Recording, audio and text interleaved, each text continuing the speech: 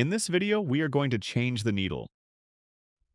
We only need a small flathead screwdriver. We slightly loosen the screw right here, and we simply slide the needle downward. And that's it, it's out. Remember that the needle has a side. It has a specific position. One part is completely flat, and one part has a small edge. The small edge goes toward the back, and the hole where the thread goes faces directly toward us. So, to install it, we simply insert the needle and slide it upward until it stops. The flat side facing forward and the needle hole completely facing forward.